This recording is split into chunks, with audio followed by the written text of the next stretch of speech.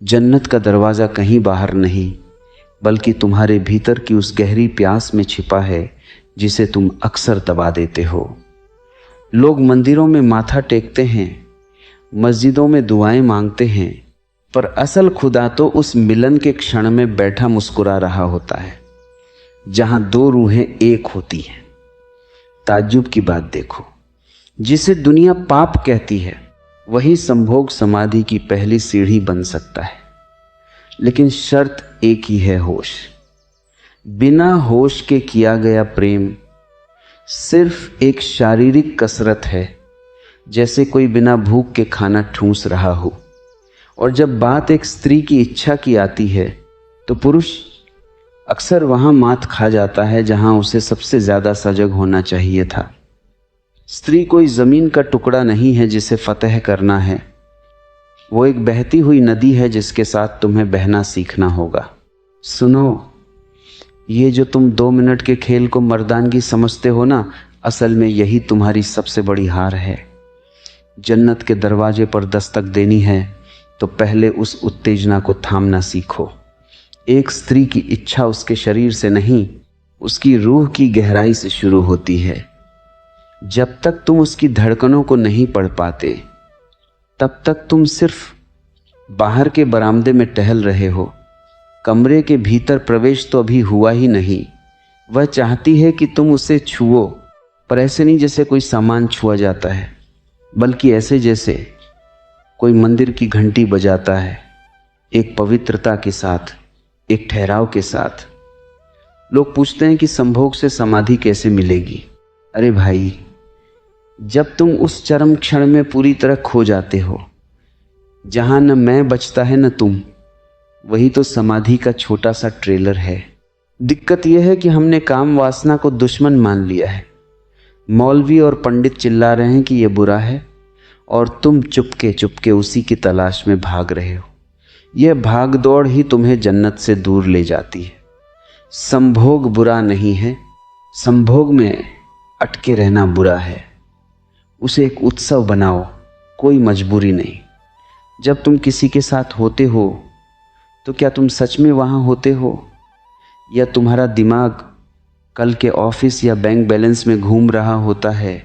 अगर दिमाग कहीं और है तो जन्नत का दरवाज़ा कभी नहीं खुलेगा। स्त्री की इच्छा को समझना एक कला है, और तुम ठहरे अनाड़ी चित्रकार जो बस रंगों को दीवार पर फेंक देना चाहते हैं। ठहरो, सांस लो, उस ऊर्जा को महसूस करो जो तुम्हारे मूलाधार से उठकर सहस्रार तक जाना चाहती है। जब प्रेम में वासना विदा हो जाती है और सिर्फ प्रार्थना बचती है, तब समझ लेना कि तुम सही रास्ते पर हो। वह जो गहरा सन्नाटा है, जो 2 शरीरों के मिलने के बाद छा जाता है, वही असली संगीत है। उस सन्नाटे को पकड़ना सीखो। वही सन्नाटा तुम्हें बताएगा कि जिसे तुम बाहर ढूंढ रहे थे, वह तो तुम्हारे प्रेम की गहराई में ही छुपा बैठा था। जन्नत कोई भौगोलिक जगह नहीं है, वह बोध की एक अवस्था है। और जिस दिन तुम अपनी वासना को करुणा में बदल दोगे, उसी दिन तुम देखोगे कि तुम्हारे पैरों के नीचे की जमीन ही जन्नत बन गई है। किसी और स्वर्ग की ज़रूरत ही नहीं बचेगी। असली खेल तो तब शुरू होता है जब तुम शरीर की सीमाओं को तोड़कर चेतना के उस स्तर पर पहुंचते हो जहां वासना पूरी तरह से रूपांतरित हो जाती है। विचार करो, तुम जिसे प्रेम कहते हो, क्या वह वास्तव में प्रेम है या सिर्फ एक जैविक भूख? एक स्त्री जब तुम्हारे करीब आती है तो वो केवल एक पुरुष को नहीं ढूंढ रही होती, वह एक ऐसे अस्तित्व की तलाश में होती है जिसके पास बैठकर उसे स्वयं का बोध हो सके। लेकिन पुरुष की विडंबना देखो, वह हमेशा जल्दी में है। उसे बस गंतव्य पर पहुंचना है, उसे सफ़र का आनंद लेना ही नहीं आता। जन्नत का दरवाज़ा उस जल्दबाजी में नहीं, बल्कि उस परम विश्राम में है जो तुम एक दूसरे की उपस्थिति में अनुभव करते हो। जब तुम किसी के साथ गहराई में डूबते हो तो तुम्हारी सांसों का लयबद्ध होना अनिवार्य है। अगर तुम्हारी सांसें उखड़ी हुई हैं तो तुम्हारी समाधि कभी घटित नहीं होगी। स्त्री की इच्छा एक धीमी आग की तरह है जो धीरे धीरे सुलगती है और पूरे अस्तित्व को अपनी लपेट में ले लेती है। और तुम एक माचिस की तीली की तरह हो जो एक पल में जलती है और बुझ जाती है।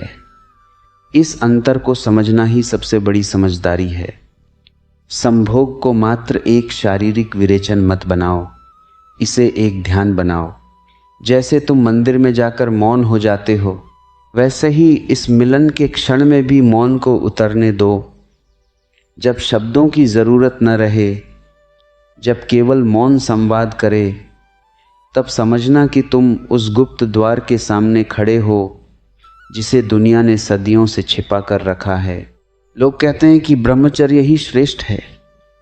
मैं कहता हूँ, वह ब्रह्मचर्य कैसा जो केवल दमन से आया हो, जो भीतर से सड़ रहा हो और बाहर से साधु बना बैठा हो। असली ब्रह्मचर्य तो वो है जो संभोग की गहराई को जीकर उससे ऊपर उठ गया हो।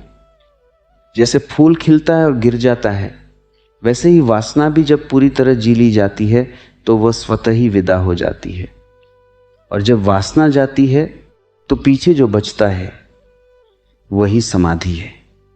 वह अवस्था जहां कोई चाहत नहीं रहती, कोई मांग नहीं रहती। एक स्त्री की सबसे बड़ी इच्छा यही होती है कि उसे उपभोग की वस्तु न समझा जाए, बल्कि उसे एक अस्तित्व के रूप में स्वीकार किया जाए। जब तुम उसे वह सम्मान देते हो तो वह अपना हृदय तुम्हारे लिए खोल देती है, और वही हृदय जन्नत का असली रास्ता है। तुमने कभी गौर किया है कि उस परम सुख के क्षण में तुम्हारा मन गायब हो जाता है? कुछ सेकंड के लिए ही सही, पर वह शोर जो 24 घंटे तुम्हारे सिर में चलता रहता है अचानक रुक जाता है। वही ठहराव समाधि की एक झलक है। उस झलक को पकड़ो, उसे लंबा करना सीखो। उसे केवल शरीर तक सीमित मत रहने दो, उसे अपनी आत्मा के पोर में बस जाने दो। ये जो समाज ने तुम्हें सिखाया है कि कामदेव पाप है, ये सबसे बड़ा झूठ है। कामदेव तो केवल ऊर्जा है। बिजली से तुम घर में उजाला भी कर सकते हो और खुद को करंट भी लगा सकते हो।